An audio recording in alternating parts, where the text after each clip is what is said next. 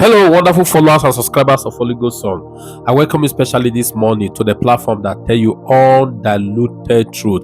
If it's your first time coming across my video, I want to say thank you for stopping by to watch.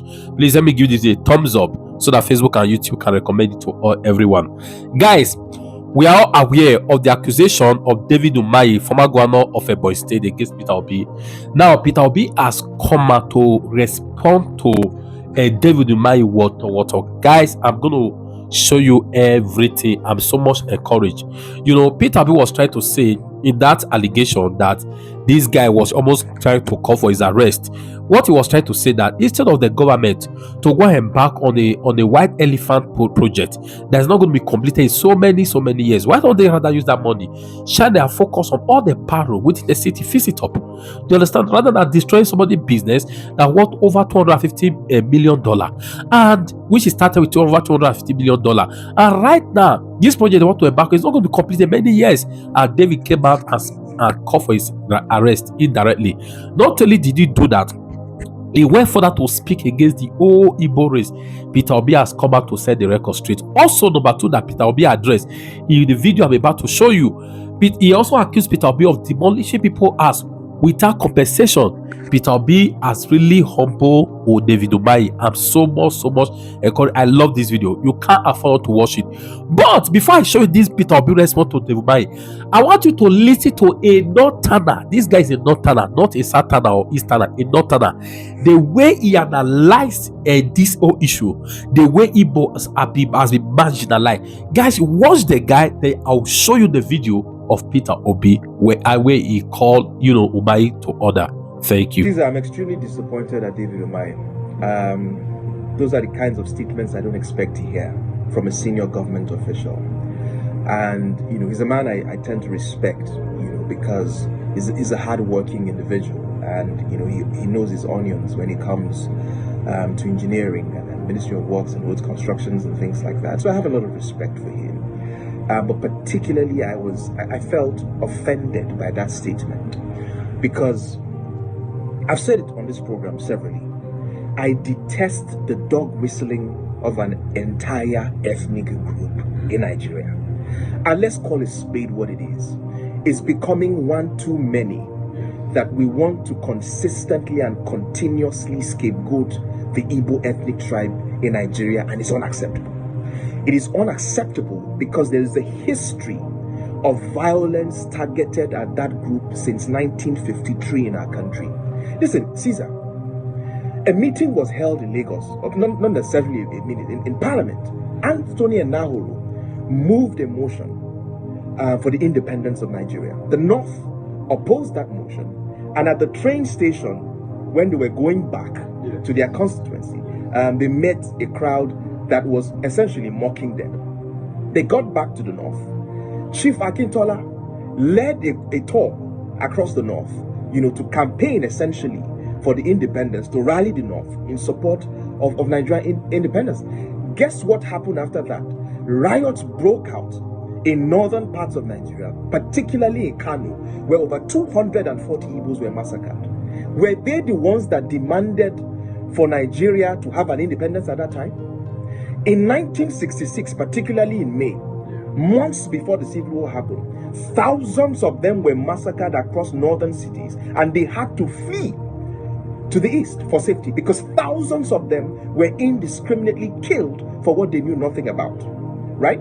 So let's not even talk about the Civil War and the hundreds of thousands that were massacred, and the fact that after 1970, this entire ethnic group had to start from the scratch again to begin to build their lives. And Caesar, look at what they have done since 1970.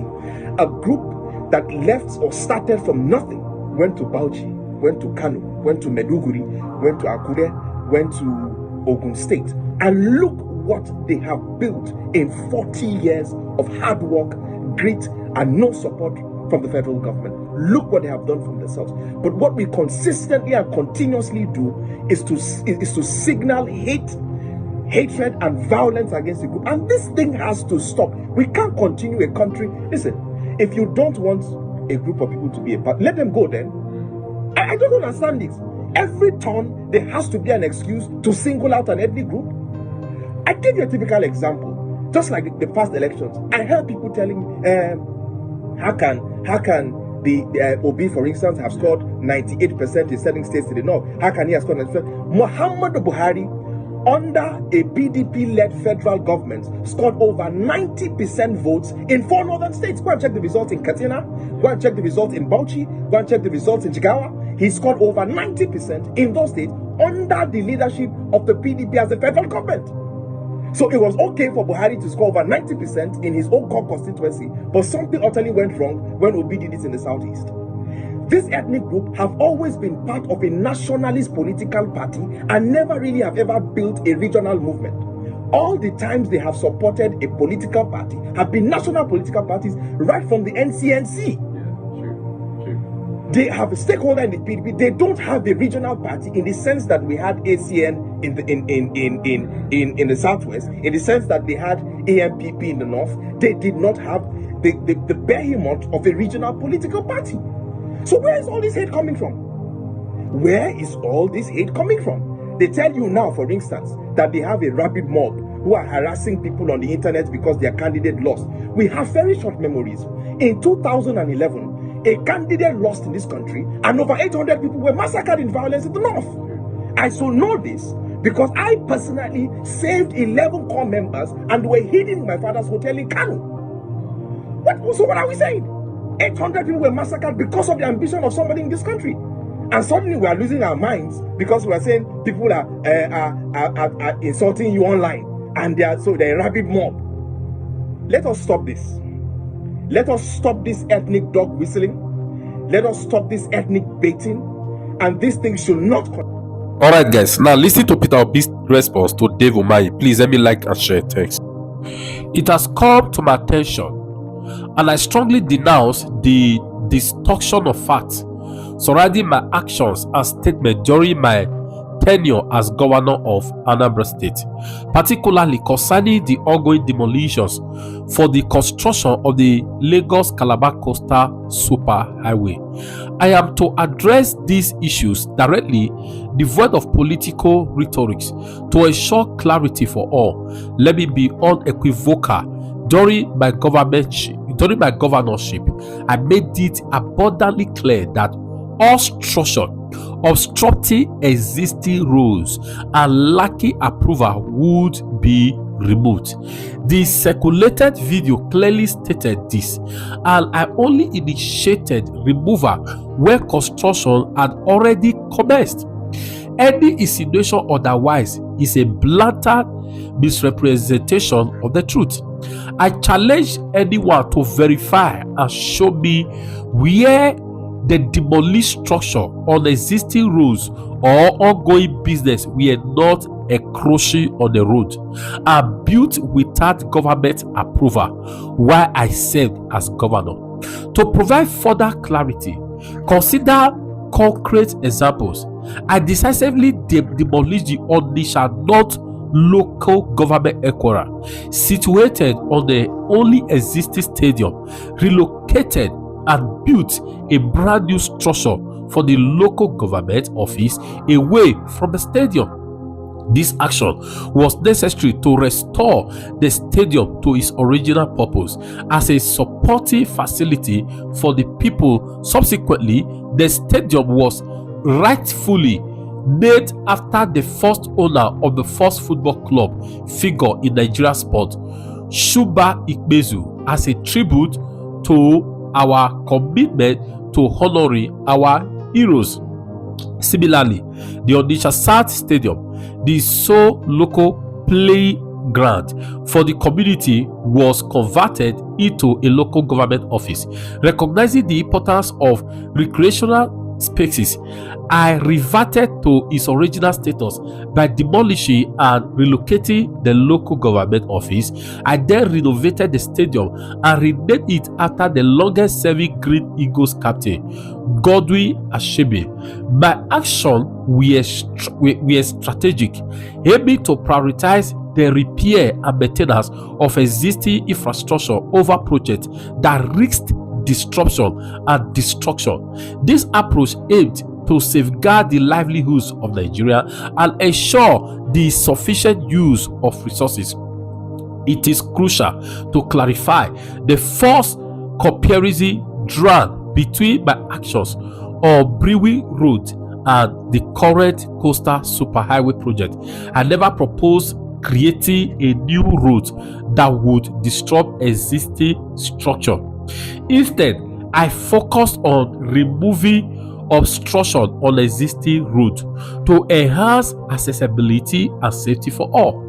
The ongoing destruction and disruption of jobs and livelihood associated with the Lagos-Calabar Coastal Road construction sharply contrast with my administration efforts to improve infrastructure while minimizing adverse impact on communities. Regarding allegations of incitement against the government, I firmly reject this unfounded accusation aimed at tarnishing my character.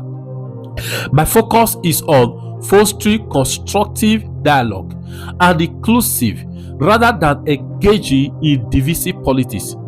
Claims of incitement are baseless distractions. I have always advocated for unity and advancement, refusing to partake in reactionary, divisive politics. I refuse to be reduced to the level of those who wallow in ethnic politics. Worse still, I have never and can never descend so low. Oh, Peter Obi, I love you.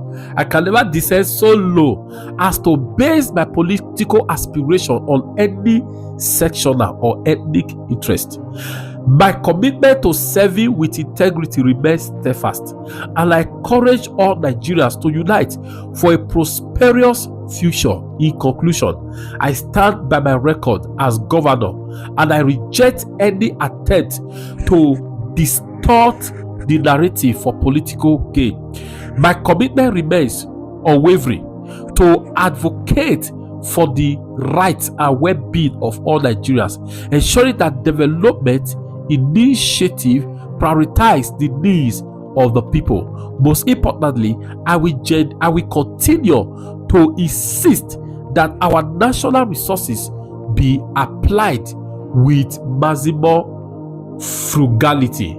Peter Obi, I love you.